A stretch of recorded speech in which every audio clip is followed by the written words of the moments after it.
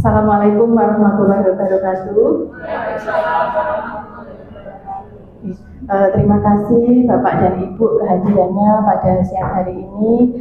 Puji syukur marilah kita haturkan kepada Allah Subhanahu wa taala yang telah memberikan kita rahmat dan karunia-Nya sehingga hari ini kita masih diberikan kesehatan sehingga kita dapat mengikuti kegiatan diseminasi pelatihan pengembangan kompetensi guru BK ini dalam keadaan sehat walafiat tanpa kekurangan suatu apapun.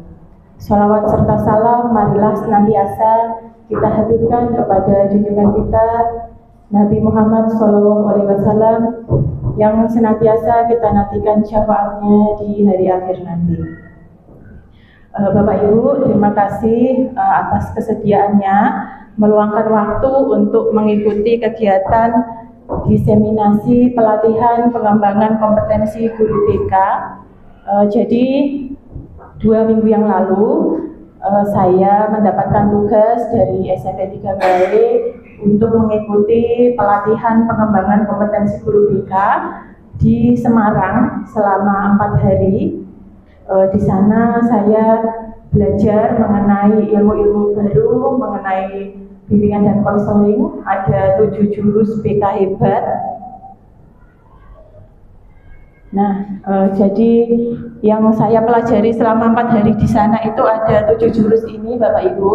Yang pertama ada kenali potensi, yang kedua kelola emosi, yang ketiga tumbuhkan resiliensi, yang keempat jaga konsistensi, yang kelima jalin koneksi, yang keenam bangun kolaborasi, dan yang ketujuh menata situasi. Nah, saat ini saya ditugaskan untuk mendiseminasikan kepada Bapak Ibu rekan sejawat di sekolah dan juga untuk Bapak Ibu guru di sekolah dasar. Ini Bapak Ibu perkenalkan, ini teman-teman saya dulu saat latsar ya Bu, dari SD di Kecamatan Bae. Alhamdulillah bersedia di sini untuk hadir membantu saya mengikuti diseminasi. Makasih ya Bu. Terima kasih juga untuk Bapak Ibu guru dari SMP 3 Bae yang mengikuti kegiatan diseminasi, dan juga ada mahasiswa psikologi yang saat ini sedang PKL di SMP 3 Bae. Nah, di sini tidak semua jurus saya akan jelaskan karena saya dulu belajar ini sampai 4 hari ya, Bu. Jadi ini nanti saya singkat saja, hanya 2 jurus yang akan saya bahas di sini. Yang pertama yaitu kenali potensi, dan yang kedua bangun kolaborasi.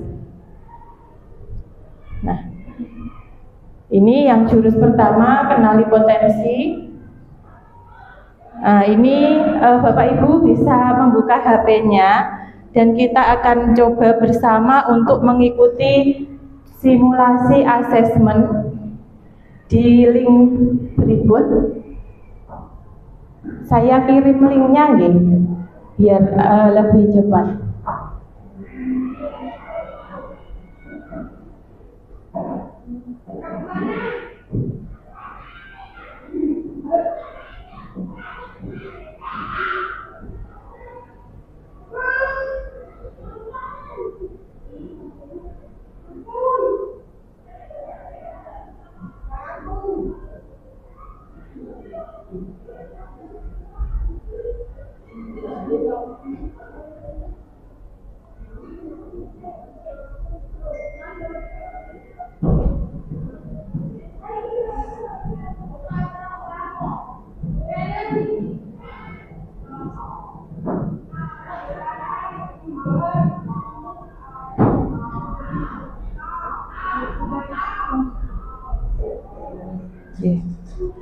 Sudah masuk semua linknya Bapak Ibu?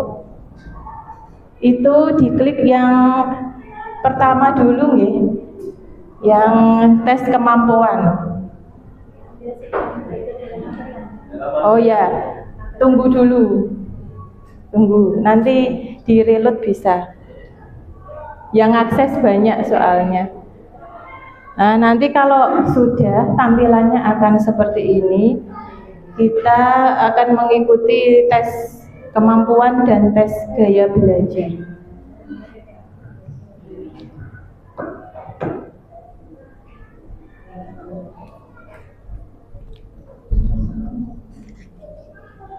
Masih ngantri Bu? Masih.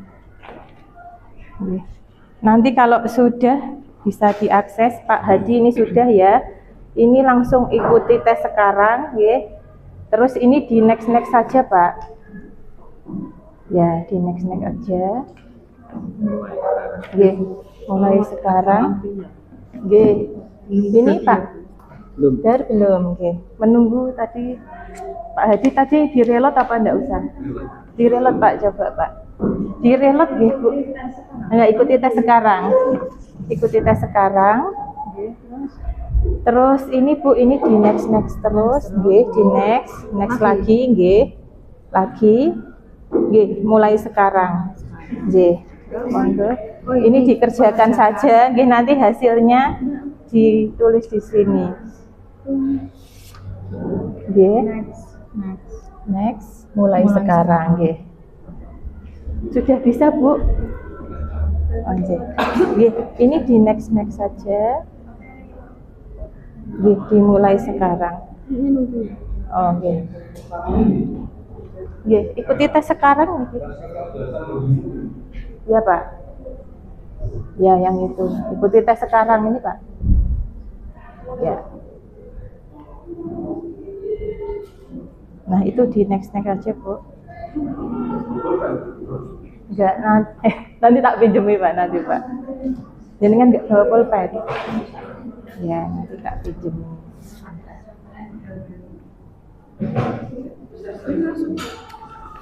Ya, ini ikuti tes sekarang, diklik.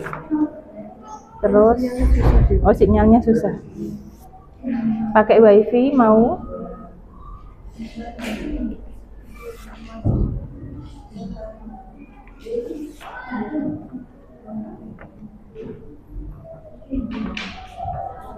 Sampun sakit Pak.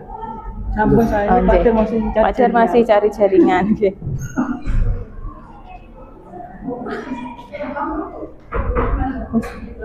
Pulpennya udah Pak? Udah.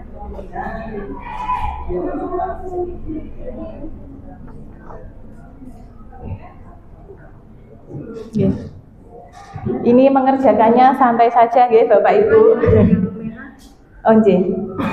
Oh ya, memang kalau semakin ke sini semakin merah Bu. Kalau ini berarti kan nilainya sedikit. Kalau semakin ke sana nilainya semakin sesuai. Kalau yang ini enggak terlalu sesuai.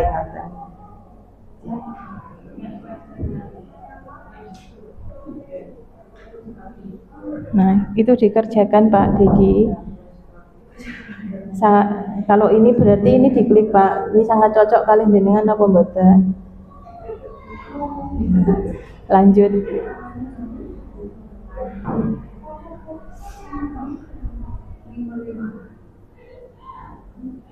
Nah, ini Bapak Ibu, ini nanti bisa diaplikasikan kalau Bapak Ibu nanti di sekolah atau di kelas bisa anak-anak diminta untuk mengerjakan tes ini nanti supaya terlihat murid kita itu kecerdasannya lebih dominan di mana.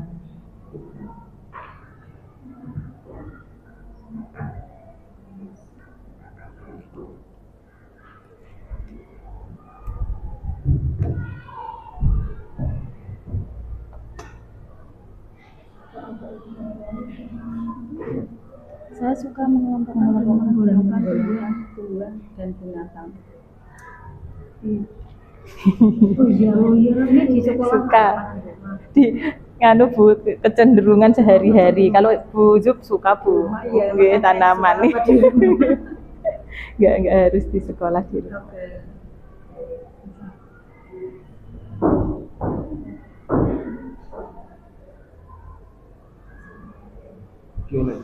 Boleh Pak, nganu sesuai kondisi jenengan saja.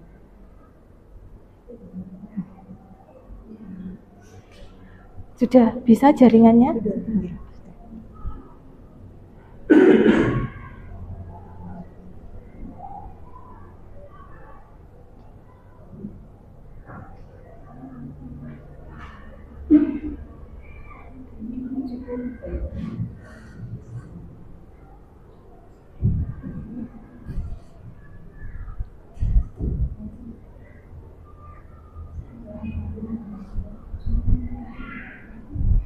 Ada banyak Bu itu, pertanyaannya ada 12.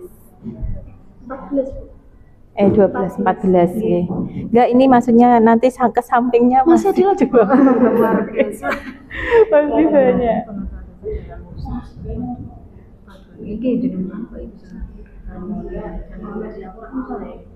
Kan sakit Pak Dar. Anjir. Dipilih yang paling cocok dengan jenengan saja Pak.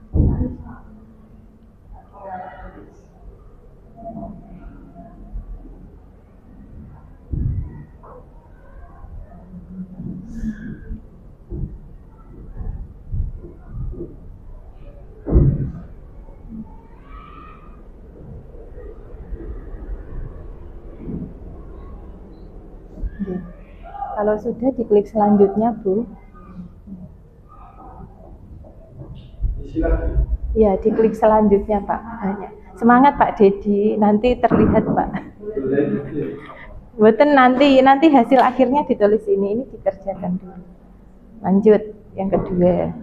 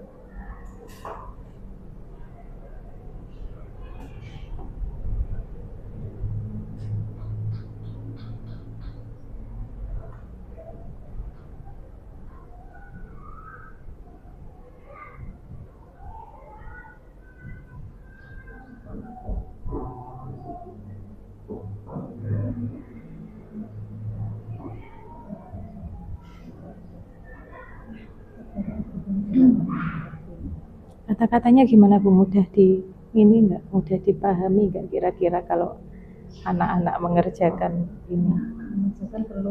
Perlu dibantu kan Bu? Kalau nggak dipandu kemungkinan malah lama. Iya. Berpikir itu anak.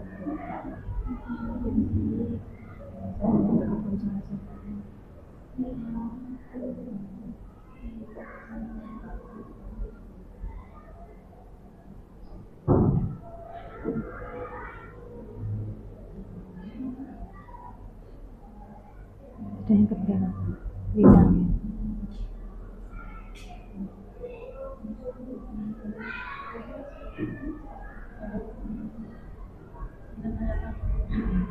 Kalau ini gimana?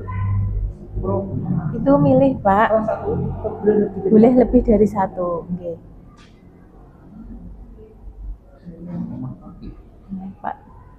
Pak Wahyu cepet Pak.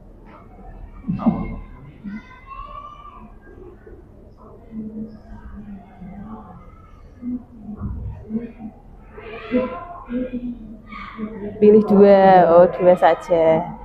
Okay. Itu 2 Pak. Okay.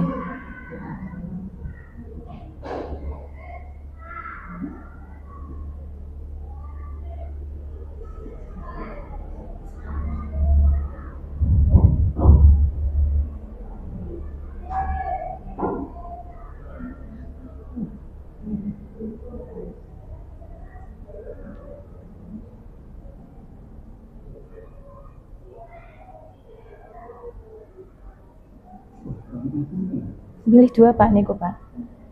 Nggih.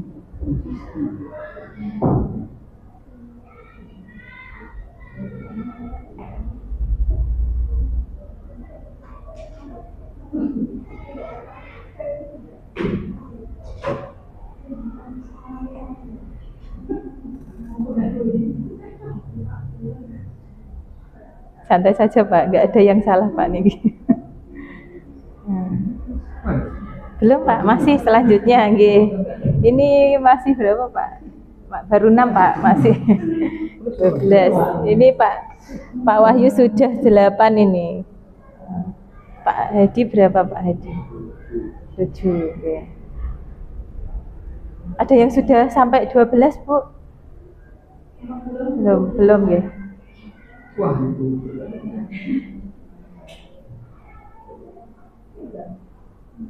Sudah ke berapa? 11. Oh, 11.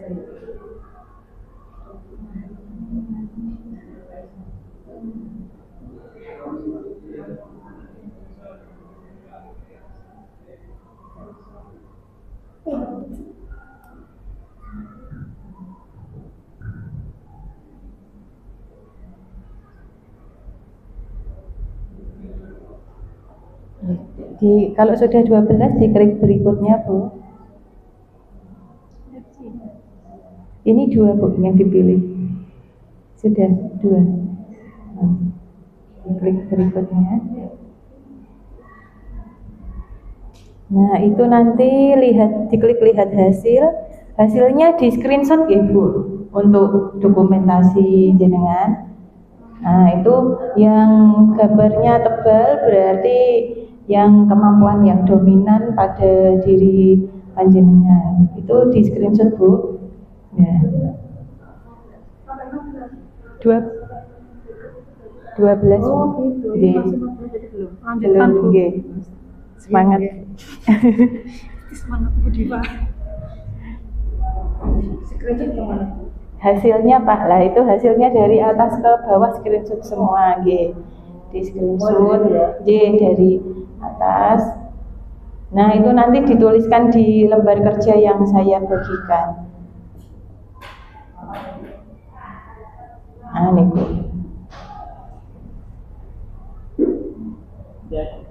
Nah, itu Pak nanti dituliskan di sini nggih Pak sesuai hasilnya tadi. Ini yang Pak Hadi apa Pak Hadi intrapersonal. Oh ya cocok Pak Hadi kan kesiswaan ya Pak. Ini yang Hasilnya di screenshot terus ditulis di sini Pak nggih.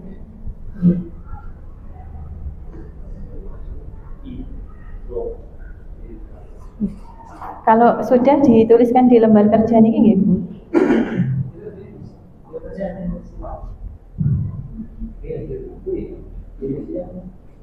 Ya, persentasenya.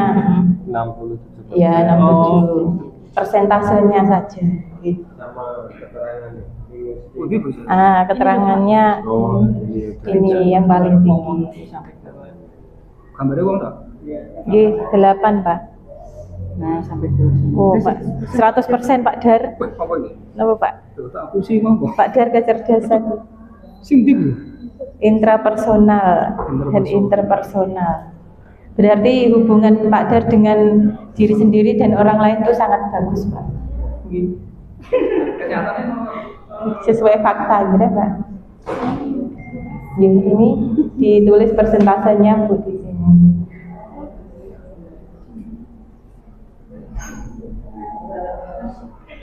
Monggo Pak Topar ngebet. Monggo Pak duduk di mana Pak? Sini apa sebelahnya Pak Dedi boleh.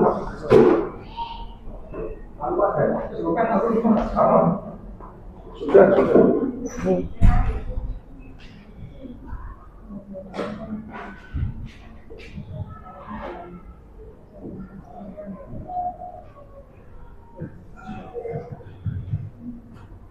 Pak Topar nanti nganu ya, coba sendiri di rumah saja ya. Ini loh Pak, tes. Pakai apa itu? Ini Pak. Apa ya? Ya, tadi linknya sudah saya kirim di grup. Ini di juga. Nanti aja di rumah aja. Iya, dipilih 2 Pak. Nggih, langsung klik selanjutnya.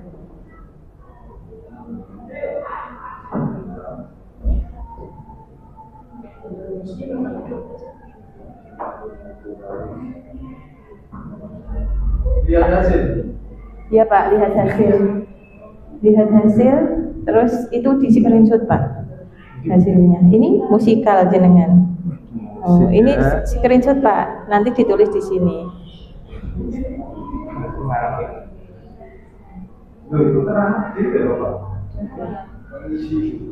Pak Hadi paling tinggi apa Pak Hadi? Intrapersonal. Loh, bukan kinestetik Pak jenengan. Musikal. Kalau Pak Wahyu apa Pak? Gimana Bu? Dua, intrapersonal. Nggih.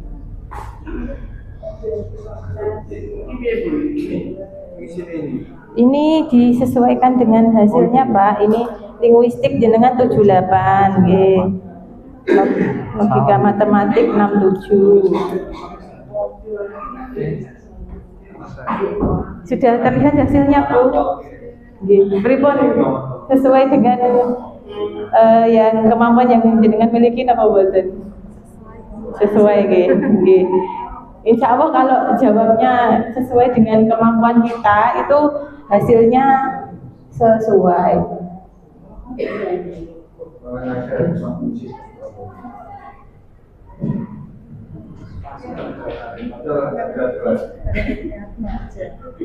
Sesuai Pak ya.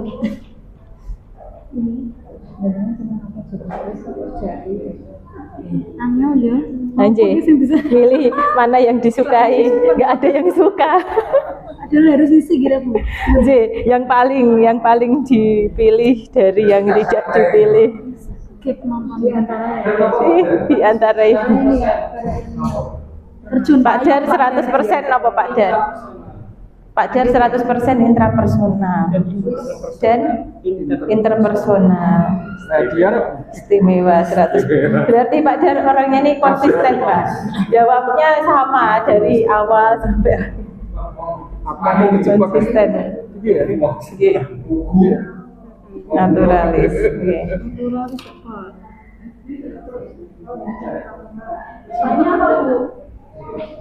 Ini gimana? Ya ini ku di screenshot Bu, nanti ditulis di lembar kerja niki sesuai dengan persentasenya niki.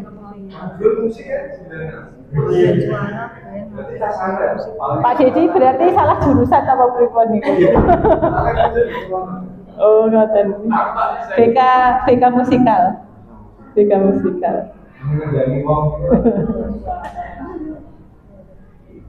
Sama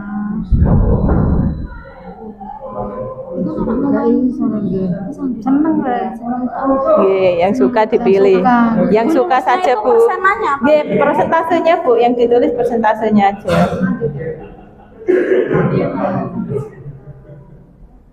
Nggih. kurang 3 Bu, sebenarnya 2 aja. Nggih.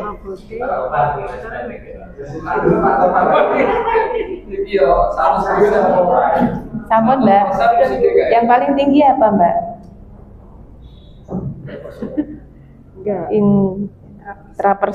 Intrapersonal gitu. Ya. Logika matematik sama intrapersonal.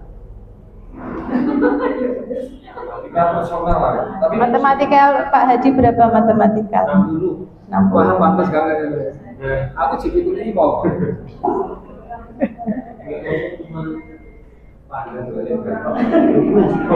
Budian apa Bu yang paling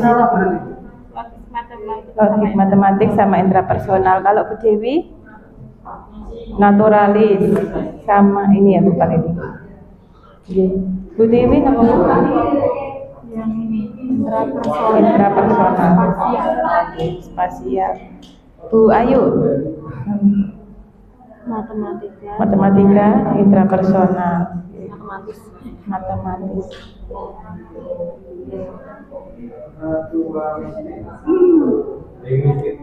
Sampun Bu? Dereng nggih. Sampai iso jenengan. Aku bisa iso main pokoknya bisa main. Nggih, main Meskipun ya. salah bisa main. Jadi pada sih main deh. Nggih. Karate, kempo, Jumai, selanjutnya. Oh 12. Nggih. Tapi Dipilih 2 lagi Bu. Nggih, selanjutnya. Terus nah itu digeser ke bawah sedikit terus lihat hasilnya Bu. Nggih, niku nah itu di screenshot Bu hasilnya. Yang tertinggi Bu naturalis ya Bu 89%. selamat ya Bu. Terima kasih. Iya. Nggih, dilihat hasil Bu Yayu. Oh sama. Bu Yayu Kembar nih. tertinggi naturalis intrapersonal naturalis 2 nggih nilainya sama nggih. Ditulis di sini nggih Bu di lembar kerjanya. Nggih Bapak Ibu sudah semua nggih untuk mengerjakannya nggih. Nah, tadi kita sudah mengerjakan tes tersebut. Hasilnya bagaimana Bapak Ibu? Sudah sesuai menggambarkan diri panjenengan apa belum? Sedikit. Pak Dedi pripun Pak menggambarkan? Sudah mengarah ke situ. Oke. Ya Bapak Ibu, jadi tes ini nanti bisa digunakan. Misalnya kita mau ngasih pembelajaran awal ke siswa, anak-anak diminta mengerjakan ini dulu supaya kita tahu kira-kira potensi murid-murid kita itu ada di mana yang paling dominan. Nanti kita memberikan pembelajaran yang sesuai dengan kemampuan mereka, sesuai bakat dan kemampuan mereka ini. Insya Allah nanti hasil pembelajaran bisa lebih diterima, ngoten nggih, karena sesuai dengan kemampuan yang dimiliki oleh murid. Ini juga tesnya gratis, bisa diakses kapan saja dan tidak berbayar, jadi nanti bisa digunakan kapanpun.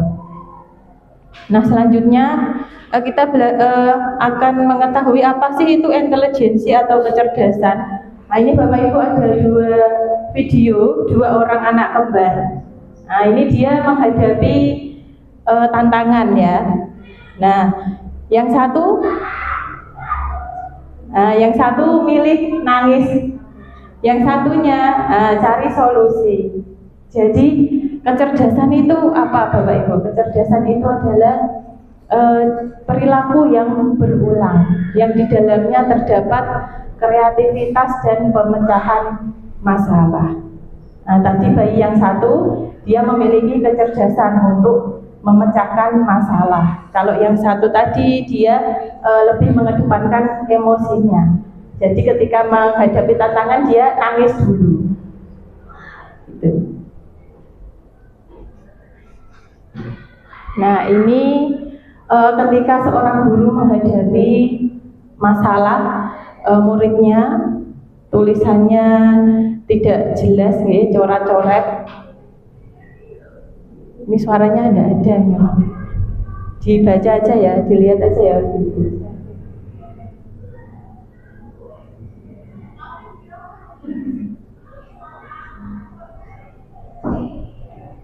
Nah ini bukunya penuh dengan coretan, gambar-gambar.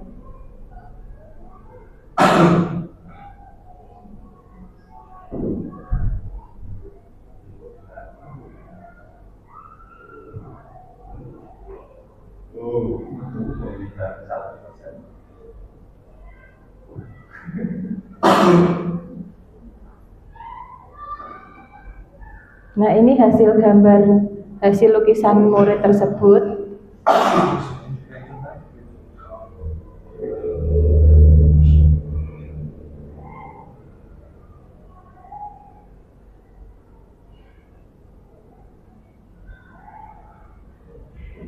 Ini anak tersebut sering dibandingkan dengan kakaknya. Nah ini tulisannya sering terbalik antara huruf D dengan B, huruf P, huruf S, semuanya nulisnya terbalik. Itu huruf T kebalik seperti itu. Ini bapaknya menganggap dia itu ya anaknya bodoh, berbeda dengan kakaknya. Ya.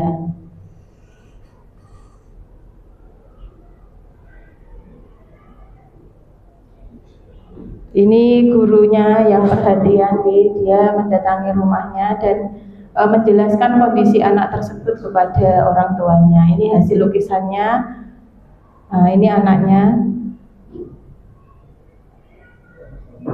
Nah, ini gurunya itu berusaha memberikan apresiasi kepada murid tersebut. Nah, bahwa ada orang yang dia itu cerdas. Nah, dia itu adalah Albert Einstein, tapi tidak bisa menulis. Nah, dikiranya dia akan menyebut namanya, ternyata Albert Einstein. Nah, dia langsung kaget, tuh berarti sama dengan saya. Nah, gitu. Akhirnya dia bisa, pertama kalinya di kelas dia bisa tersenyum.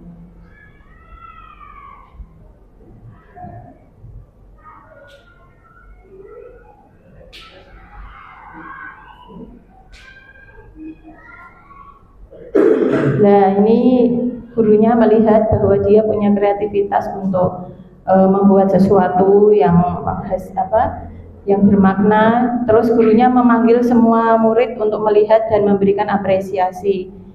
Nah, dia tidak terbiasa dengan itu, akhirnya dia pergi. Ya. Nah, ini gurunya berusaha menjelaskan ke kepala sekolahnya, walaupun kepala sekolahnya nggak bisa menerima, menganggap bahwa hal itu ya untuk apa, hal-hal seperti itu, membuat hal-hal kayak gitu tuh buat apa gitu.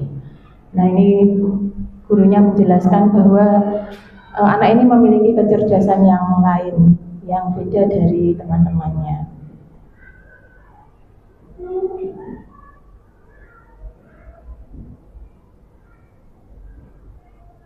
Nah, ini hasil lukisannya sangat bagus. Terus ini loading.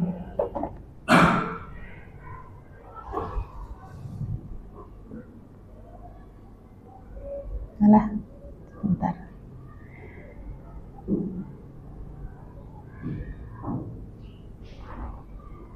Bisa. Ya, jadi intinya Bapak Ibu, anak tersebut itu tadi menderita disleksia. Dia punya kelebihan lain di bidang seni, yaitu melukis. Akhirnya guru tersebut itu mengadakan lomba melukis di sekolah dan mengundang jurinya itu dari juri yang pelukis yang ternama. Nah, ternyata yang menang juara satu adalah anak tersebut. Nah, mulai dari situ anak itu punya motivasi untuk berkembang. Akhirnya dia bisa semangat dan merasa bahwa dirinya itu tidak bodoh. Nah, hanya dia memiliki kemampuan yang lain. Gitu. Nah, jadi ini Bapak Ibu yang tadi Bapak Ibu kerjakan itu adalah tes untuk kecerdasan majemuk. Ada 8 jenis kecerdasan majemuk. Yang pertama cerdas verbal linguistik, cerdas logis matematis, cerdas interpersonal, cerdas intrapersonal, cerdas naturalis, cerdas sinestetik, cerdas musikal, dan cerdas visual spasial. Nah, ini untuk visual spasial ini biasanya pandai menyusun teka-teki, menafsirkan gambar, dan bahkan dengan baik. Untuk cerdas verbal linguistik ini mudah mengingat informasi lisan dan tertulis, lebih suka membaca, berdebat, memberikan pidato persuasif. Kemudian cerdas intrapersonal itu bisa menganalisis kelemahan dan kekurangan diri dengan baik, memiliki kesadaran diri yang baik. Kemudian kinestetik ini terampil dalam menari dan berolahraga, memiliki koordinasi fisik yang sangat baik. Kemudian naturalis ini tertarik pada mata pelajaran seperti botani, biologi, zoologi. bisa menikmati berkemah, berkebun, hiking, dan menjelajahi alam bebas. Kemudian logis matematis ini memiliki keterampilan memecahkan masalah yang sangat baik, suka memikirkan ide abstrak seperti melakukan eksperimen ilmiah, dapat memecahkan perhitungan yang rumit. Kemudian cerdas musikal ini peka terhadap musik, nada, dan ritme, senang menyanyi dan bermain alat musik seperti Pak Dedi tadi ya Pak. Musikal. Pak Topar apa Pak hasilnya Pak? Musikal Pak Topar. Jadi ini Bapak Ibu perbedaan dari pembelajaran yang tradisional dan pembelajaran terdiferensiasi. Jadi yang tradisional itu kita menggunakan satu cara untuk semua murid. Kalau pembelajaran terdiferensiasi, kita bisa menggunakan banyak cara sesuai dengan minat dan bakat yang dimiliki oleh murid tersebut. Kemudian yang tradisional ini hanya fokus pada kurikulum. Kalau terdiferensiasi ini kurikulum dan pengembangan diri murid. Jadi fokusnya nggak hanya di kurikulum tapi juga untuk pengembangan diri murid. Kemudian yang tradisional produk belajarnya itu seragam. Yang terdiferensiasi produk belajarnya beragam sesuai potensi yang dimiliki oleh murid. Yang tradisional muridnya pasif, yang terdiferensiasi murid lebih aktif dan terlibat secara personal.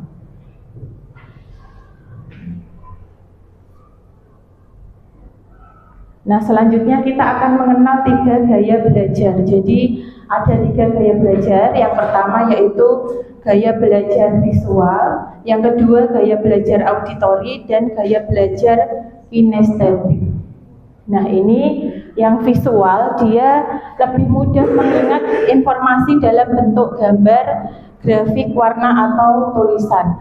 Dia senang membaca dan mencatat. Nah, strategi pembelajaran yang efektif itu Bapak Ibu guru bisa menggunakan gambar, peta konsep, video, infografik, dan murid juga bisa diajak untuk membuat catatan warna-warni, mind map, atau sketsa. Selanjutnya untuk gaya belajar auditori, ini anak-anak lebih cepat jika informasinya itu disampaikan secara lisan, cenderung suka berdiskusi, mendengarkan penjelasan, atau mendengarkan suara guru. Strategi pembelajaran yang efektif ini bisa menggunakan diskusi, tanya jawab, rekaman suara, lagu edukatif. Kemudian guru juga bisa mendorong murid untuk menjelaskan kembali materi dengan kata-katanya sendiri. Selanjutnya gaya belajar kinestetik. Ini anak-anak bisa belajar lebih efektif dengan menyentuh, bergerak, atau melakukan langsung. Lebih menyukai praktek, eksperimen, atau aktivitas fisik. Dan anak ini mudah bosan jika hanya duduk diam terlalu lama. Ini di SMP 3W kayaknya lumayan banyak gitu. Lebih suka bergerak anaknya gitu. Strategi pembelajaran yang efektif ini bisa menggunakan permainan edukatif, simulasi, eksperimen, atau bermain peran. Terus Bapak Ibu guru juga bisa menyertakan aktivitas fisik dalam pembelajaran seperti berdiri saat menjawab atau berjalan antar pos. Nah, ini kalau ini tugasnya guru BK ya Pak, Bapak Ibu guru tidak usah ini untuk mengenali potensi karir masa depan. Nanti ada tesnya pakai tes Riasek. Itu nanti dari hasil minat, bakat, kemudian hasil tes Riasek ini nanti kita masukkan untuk bimbingan potensi diri. Nah, ini nanti hasilnya dimasukkan ke sini Pak Dedi. Nanti kalau jenengan jadi guru kelas 9 atau kelas 7 ini bisa merekomendasikan ekstrakurikuler kalau untuk kelas 7. Nanti kalau untuk kelas 9 itu bisa merekomendasikan profesi anak-anak di masa depan. Nah, itu tadi yang jurus pertama sudah. Selanjutnya jurus yang ke-6 yaitu bangun kolaborasi. Jadi di sini Bapak Ibu dalam menghadapi masalah yang dialami oleh murid, guru itu harus saling berkolaborasi. antara guru BK, guru wali kelas, guru pelajaran, guru kelas, dan stakeholder seperti wakil kesiswaan, kemudian kepala sekolah, orang tua itu harus saling berkolaborasi. Nah, ini ada beberapa jenis kolaborasi antara guru kelas dan guru BK. Yang pertama, guru kelas peran utamanya itu pembelajaran yang mendidik melalui mata pelajaran dan pembentukan karakter murid. Kalau guru BK, pelayanan yang memandirikan dalam mengembangkan potensi diri murid, baik dalam bidang pribadi, sosial, belajar, dan karir. Kemudian kebutuhan kolaborasinya untuk guru kelas itu membantu memahami dan mengatasi masalah belajar, sosial, emosional, dan perilaku murid. Kalau untuk guru BK itu mengembangkan program BK dan intervensi terpadu melalui kolaborasi lintas peran di sekolah. Jadi intinya sampai yang terakhir ini kalau guru kelas ini lebih fokus ke kelas. Kalau guru BK itu bisa lintas kolaborasi tidak hanya di dalam sekolah tapi juga di masyarakat, misalnya melibatkan orang tua, kemudian psikolog dan pihak-pihak terkait yang diperlukan, yang lebih kompleks. Nah, ini ada beberapa tier atau tahapan dalam permasalahan yang dihadapi murid. Jadi masalah murid itu dibagi menjadi 3 tier. Yang tier pertama itu biasanya masalah yang sering dialami oleh mayoritas murid, kebutuhannya umum tanpa resiko tinggi. Nah, ini misalnya tier yang pertama itu adalah kesulitan akademik ringan karena instruksi umum yang kurang efektif. Misalnya dia sulit untuk mencatat mata pelajaran ini karena instruksinya kurang jelas. Kemudian ketidakteraturan perilaku ringan seperti gangguan kecil di kelas, misalnya sering berisik di kelas, itu termasuk tier 1. Kemudian kurangnya keterampilan sosial dasar atau kesadaran emosional, ketidakhadiran atau keterlambatan ringan. Terus selanjutnya kebutuhan akan keterampilan transisi atau karir dasar. Yang tier kedua ini masalah yang kategori sedang. Nah, ini murid yang mengalami kesulitan yang mulai terlihat membutuhkan dukungan tambahan. Misalnya itu adalah murid yang tidak merespon intervensi tier 1. Misalnya anak yang sudah terlambat 2 kali, terus kita intervensi, kok dia masih mengulangi perilaku terlambat lagi terus menerus, itu dia masuk ke tier 2, masalah yang sedang. Perilaku mengganggu yang berulang seperti pelanggaran aturan kelas atau membolos.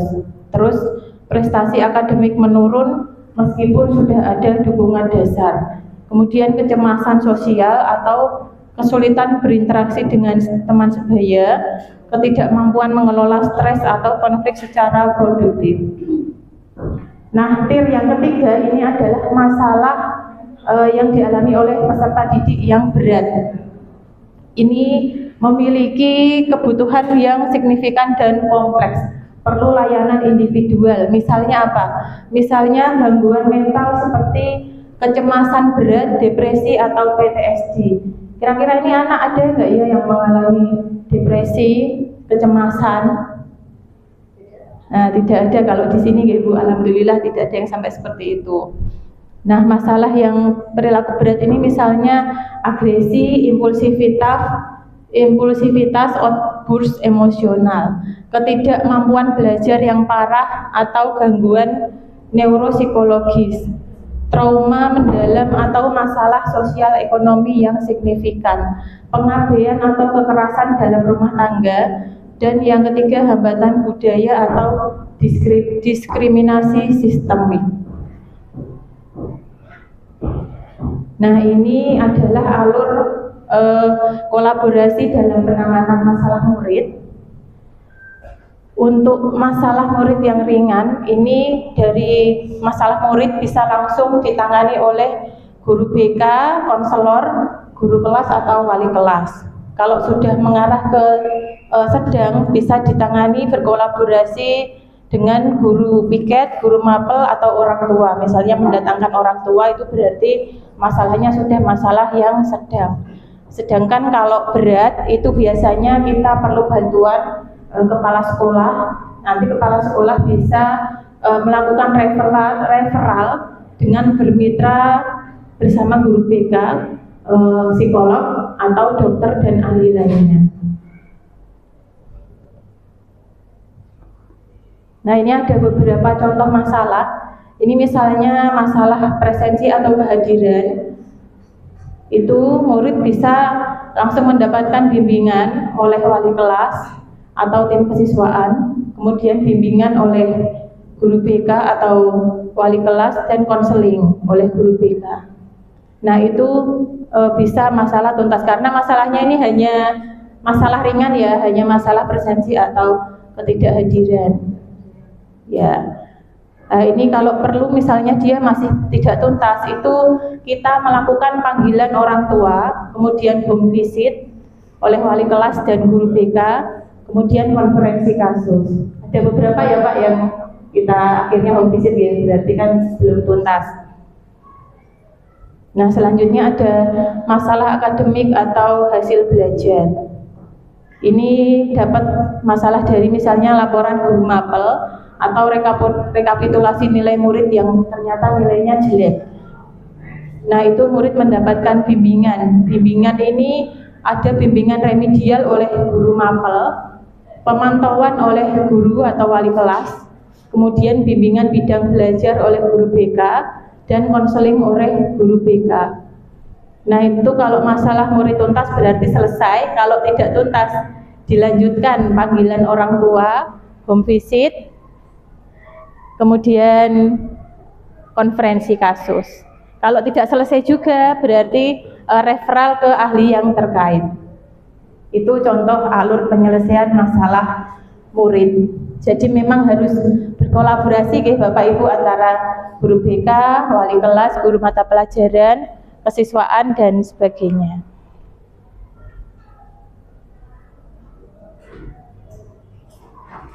Nah, ini mekanisme kolaborasi dalam penanganan masalah murid.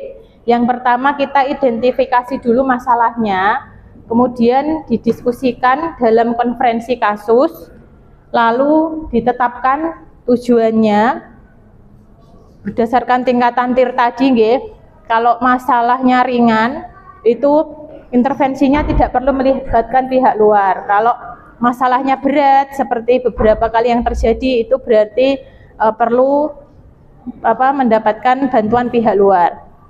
Terus implementasi dan monitoring, kemudian evaluasi dan tindak lanjut, selanjutnya dokumentasi dan komunikasi. Nah, ini nanti Bapak Ibu kita akan praktek untuk berkolaborasi problem solving. Jadi di sini saya ada kartu kasus.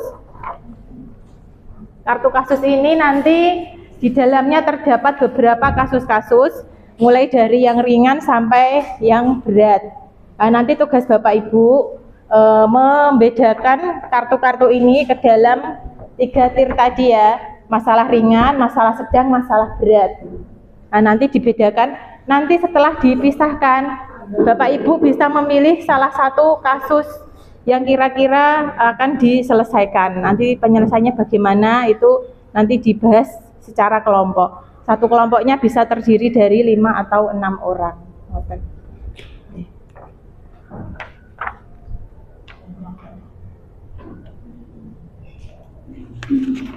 Monggo, ini Bu mau berkelompok dengan siapa? Dengan Pak Dar, monggo kali sinten. Monggo Bu. Yo Pak Dedi. Fungsi tuh Pak Dedi. Ini kali Mbak. Kesini Mbak. Ini kartu kasusnya Pak. Ini di sini Pak, ngelompok di sini Pak.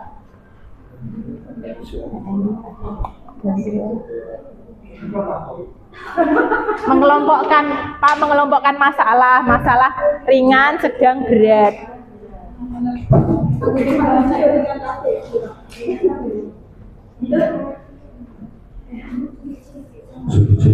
Ya, thank you. Apa? Nggak, ditaruh aja di kotaknya. Langsung diplek-plek di kotaknya aja. Ditulis, Bu. Nggak usah, pilih salah satu aja, nggak usah dibahas semua. Salah satu aja. Biar sih Pak, punya Pak pendetik kecilian nggih. Iya. Nek saya Nggih. Kecil ya. nah, memang selalu Pak. Nggih. Kita pilih salah satu, kemudian taruh titik sesuai Ya ini, timnya. nggih, ini dipilih apa? Ini masalah ini termasuk ringan atau berat, misalnya ini persaingan tidak sehat antar siswa, ini Ringan, berat, termasuknya apa? Sedang misalnya. Dua berarti. Ya itu kategorinya. Nah, tier 2. Kecemasan sosial, apa penurunan akademik, nah itu kategorinya sesuai itu. Satu saja. Ya, Gambarnya satu saja. enggak beberapa semuanya Pak, tempelin. Gitu.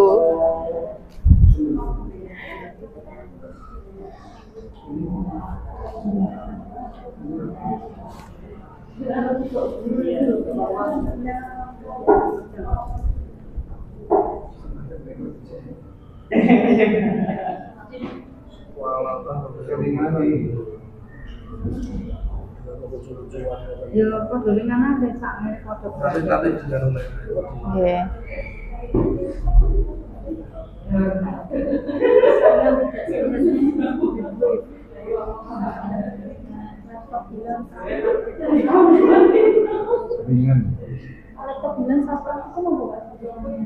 Itu perlu Bu, perlu orang lain, misalnya polisi, berarti berat, nggih. Kriminal.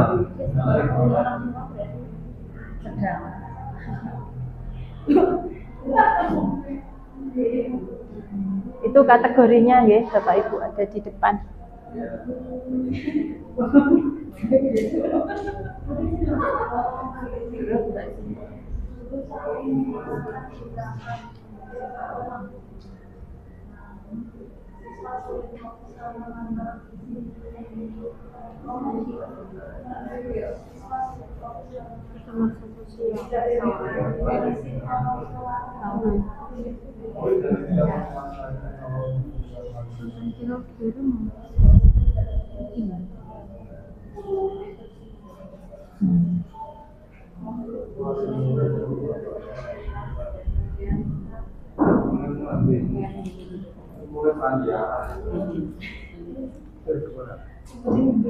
Guru meraih siswa di depan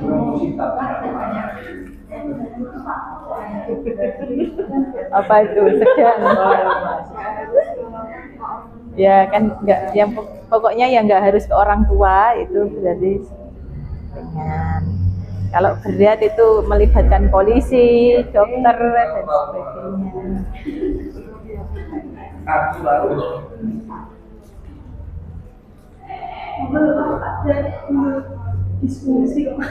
Terus nanti dipilih nggih Bapak Ibu salah satu masalah yang akan dibahas, kira-kira penyelesaiannya bagaimana. Enteng ya Pak Dedi ya tuh Bu. Nanti pilih satu masalah ya Bu yang dibahas, kira-kira nanti penyelesaiannya caranya bagaimana.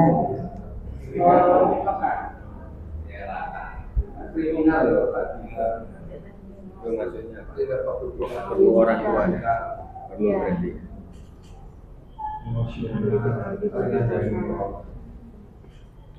Ini sesuai itu atau sesuai kita? Sesuai jenengan. Nggak, menurut jenengan ringan kan nggak masalah, masalah seberat apapun. Main kartu pokoknya. Ini perlu jenengan. Kalau ini perlu jenengan psikolog. Nanti pilih satu masalah ya Pak Hadi yang mau dibahas apa. Penyelesaiannya kira-kira bagaimana menurut kelompok ini. Ini mumpung ada psikolog. Ya. Nanti kasih dia.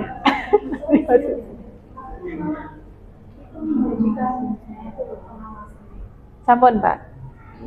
Monggo pilih satu kasus Pak. Jadi kira-kira nanti penyelesaiannya gimana? Tak tanya.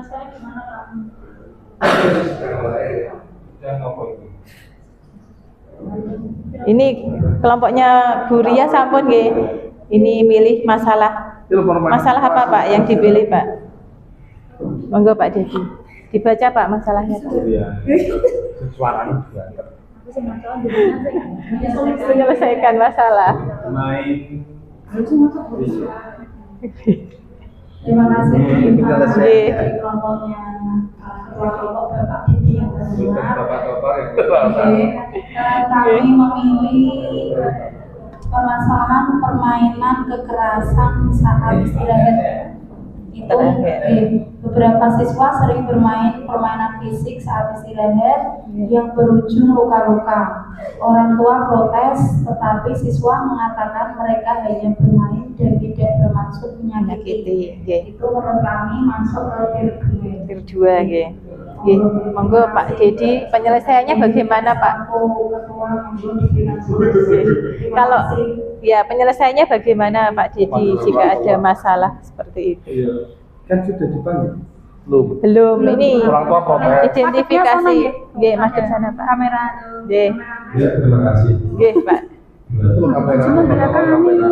Ini syuting Pak. Pak depan Pak. cara penyelesaiannya Nggih, untuk anak yang kekerasan tadi Pak. rasanya kayak kemarin ada sama Pak Hadi, Pak Wahyu ya ada kasus serupa di Di sini. waktu olahraga itu dia bermain tapi jegal-jegalan. Ya.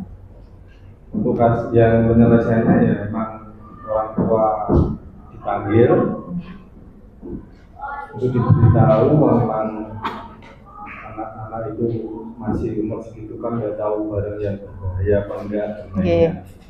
Nah di situ hanya kita kasih pengertian sama orang tuanya dan orang tuanya bisa menerima kalau memang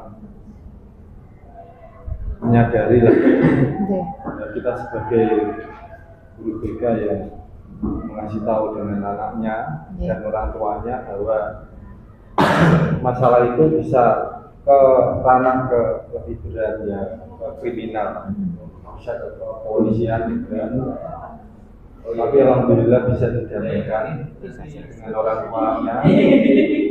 tuanya bisa menerima. Nggih. Terima kasih. Nggih, makasih Pak Dedi. Nggih. Tepuk tangan dulu ya untuk Pak Dedi. Terima kasih. Nggih. Langsung dijawab sesuai dengan apa? Faktanya ya yang pernah dilakukan oleh Pak Dedi. Selanjutnya monggo yang sudah siap kelompoknya siapa dulu? Pak Hadi, nama jenengan? Pak Hadi, monggo. Monggo. Pak Hadi. Nggih. Terkait dengan apa yang sudah kita bahas tadi, bahas satu kelompok ini, saya sedikit menemukan yang memang menjadi masalah dari anak-anak didik kita. Anak tertentu dan sering mengalami ini banyak sekali kasus yang selama ini kita tangani anak-anak terkait dengan pribadi. Jadi seorang siswa dari keluarga yang berkonflik sering membantu aturan sekolah. Guru merasa kewalahan, konselor meminta pendekatan emosional, tapi wali murid lain khawatir anak-anaknya terpengaruh. Nah, dari masalah ini memang anak-anak yang terpengaruh itu lebih susah dikendalikan dari mulai waktu kelas, mungkin BK sendiri mungkin juga sering mengalaminya, saya sendiri juga. Anak-anak tersebut lebih apa ya, lebih los biasanya tidak tahu aturan. Ya, sakar PDW. Kalau bahasa kita mungkin sakar PDW. Jadi kedua orang tua tidak pernah istilahnya memberikan perhatian yang akhirnya dia mungkin cari perhatian lain. Jadi dari itu ini yang saya pilih juga. Tadi sempat saya ngobrol sama teman-teman, memang ini banyak yang terjadi kasus di sekolah kita. Nah, mungkin untuk tambahan dari Pak Daryanto atau dari Mbak UMK psikolog. Untuk menghadapi anak broken home bagaimana?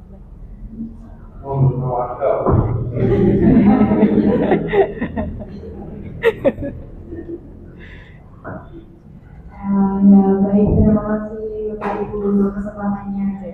Jadi meneruskan dari Pak Hadi tentang anak broken home gitu ya. Jadi emang kasus di sini seperti yang dijelaskan Dr. Pak itu banyak perceraian di sini dan banyak akhirnya efeknya itu ke anaknya jadi membangkang. Nah itu kalau dalam psikologi itu mungkin lebih ada pendampingan khusus dari anak-anak tersebut ya. Jadi mungkin lebih dikasih pendampingan dan kita membangun rapor yang membuat anak itu lebih percaya kepada kita gitu. Jadi kalau misalnya di rumah mereka tidak dapat perhatian khusus dan mendapatkan yang sebenarnya rumah gitu. Kalau sekarang kan rumah yang berarti rumah itu adalah keluarga sendiri gitu kan. Jadi mungkin kita sebagai gurunya yang rumah kedua, jadi mungkin bisa menjadikan anak tersebut itu nyaman dengan kita.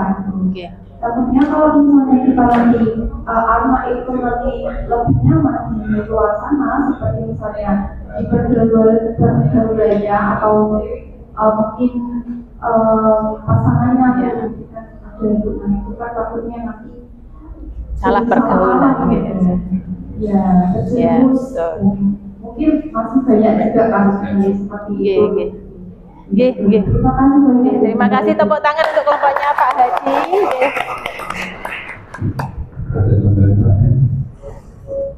Sampun. Ya, betul sekali nggih Bapak Ibu, untuk masalah yang kedua ini terkait anak yang mengalami broken home ini memang banyak terjadi, terutama di sekolah kita memang banyak, dan kebanyakan anak-anak yang mengalami masalah itu biasanya dari keluarganya memang mengalami broken home seperti itu. Dan betul tadi kata Mbak Putri jadi kita itu sebagai rumah kedua bagi anak-anak. Bagaimana anak yang broken home ini mungkin merasa kurang diperhatikan, jadi dia di sini melakukan berbagai cara untuk mencari perhatian dengan kenakalannya, dengan perilakunya supaya diperhatikan. Nah, kita mungkin tidak bisa langsung memberikan label kepada anak itu bahwa anak itu memang nakal, memang ini ya. Kita cermati dulu latar belakangnya. Oh, ternyata dia broken home, mungkin kurang perhatian. Kita bisa memberikan perhatian yang lebih, dan kita bisa hadir sebagai teman bagi anak-anak tersebut. Seperti itu. Untuk selanjutnya dari kelompoknya Bu Ayu mungkin bisa disampaikan masalah apa yang dipilih Niki. Monggo. Gimana? Ya. Masalah yang dipilih yaitu siswa introvert dan teman. Jadi ada seorang siswa pendiam di dalam kegiatan ramai, akhirnya dijauhi oleh teman-temannya. Guru BK ingin mengintervensi, namun wali kelas merasa tidak ada masalah karena siswa tersebut memang tertutup sejak awal. Gitu. Sering ada di SD yang seperti itu, Bu. Anak yang tertutup seperti itu ada nggih? Ada anak yang seperti itu. Dan biasanya usaha guru untuk membuat anak tersebut tidak terlalu tertutup, lebih terbuka lagi, biasanya bagaimana, Bu? Usahanya yaitu kita tanya dulu dengan teman-temannya, kebiasaannya bagaimana di kelas, itu anaknya itu bagaimana di kelas, apakah memang setiap harinya dia itu tidak mau berbicara dengan temannya Iya. atau bagaimana seperti itu. Setelah itu juga kita tanyakan kepada orang tuanya Iya. apakah di rumah juga seperti Iya, itu iya, iya, betul. dengan keluarganya, apakah dia juga seperti itu. Setelah itu kita memberikan motivasi pada anaknya. Iya. Kita tanyakan juga kepada anaknya, kenapa kok di kelas seperti merasa tidak nyaman seperti itu, apakah ada masalah dengan teman, apakah ada masalah dengan guru atau masalah dengan lingkungan itu tadi. Setelah itu kita beri motivasi pada anaknya seperti itu. Jadi semua teman itu sama, kita bisa bergaul dengan bersama teman seperti itu. Nggih, betul Bu. Nggih. Nggih. Ada tambahan mungkin dari Bu Tiwi, monggo. Terima kasih Mbak. Nggih. Kalau ketika Ibu Ayu sudah dijelaskan dari segi teman dan Iya. orang tua, dari pihak sekolah juga bisa untuk kami, yaitu salah satunya bisa mengadakan parenting. Oh, parenting nggih. Dimana kita bisa melihatkan orang tua bahwa bergaul itu penting. Nggih. Jadi jangan sampai anak itu introvertnya itu sangat Berlebihan. Nggih, berlebihan. karena di sama-sama itu ada Ada yang berlebihan. jadi anaknya itu setiap hari jadi masalah. Oh, nggih, nggih, nggih. Nah, setelah ditanya ke orang tuanya, kepribadiannya bagaimana di rumah, itu orang tuanya menceritakan kalau di rumah itu ya mau ketemu orang luar tetangganya, Oke. sama temannya yang dia kenal, itu dia sudah kayak ketakutan sendiri. Nggih, nggih. Gitu. Jadi panik gitu, Iya, nggih, panik.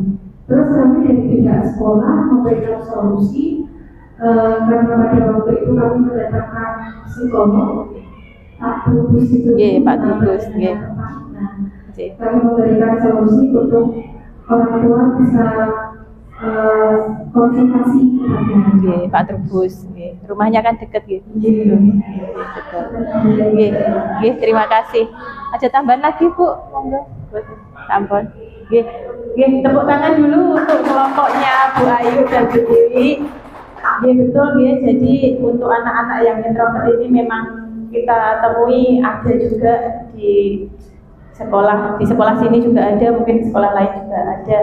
Semuanya ada, nggih. Memang itu karakter pribadi anak seperti itu. Dan kita sebagai guru memang harus memberikan perhatian yang lebih kepada anak yang seperti itu, memberikan motivasi tadi seperti kata Bu Ayu, dan juga tadi dari Bu Tiwi tadi ada parenting ya Bu. Nah itu juga bisa jadi salah satu upaya sekolah untuk memberikan edukasi tidak hanya kepada anak tapi juga kepada orang tua. Jadi bagaimana karakter anak itu memang tidak hanya dibentuk di sekolah tapi juga dibentuk di rumah dari orang tua, sehingga terbentuk karakter anak yang seperti itu. Oke, gitu tadi sudah dipilih 3 masalah dari tier 1, tier 2 dan tier 3. Secara keseluruhan saya simpulkan Bapak Ibu sudah memahami untuk memilih masalah tadi yang berada di tier 1 mana, tier 2 mana, dan tier 3 mana, dan solusinya bagaimana. Nah ini adalah akhir dari materi yang saya sampaikan tadi, hanya dari jurus 1 dan jurus 6.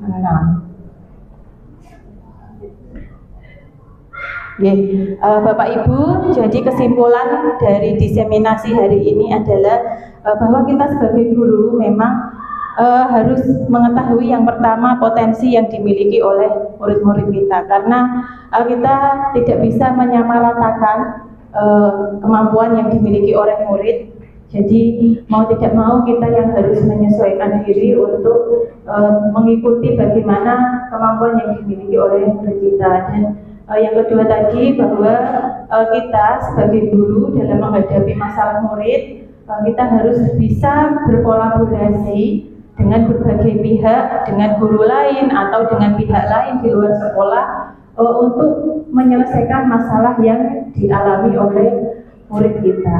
Jadi seperti itu, dengan kolaborasi yang baik diharapkan tujuan dari pembelajaran, tujuan dari masalah yang dialami murid itu dapat terselesaikan dengan baik.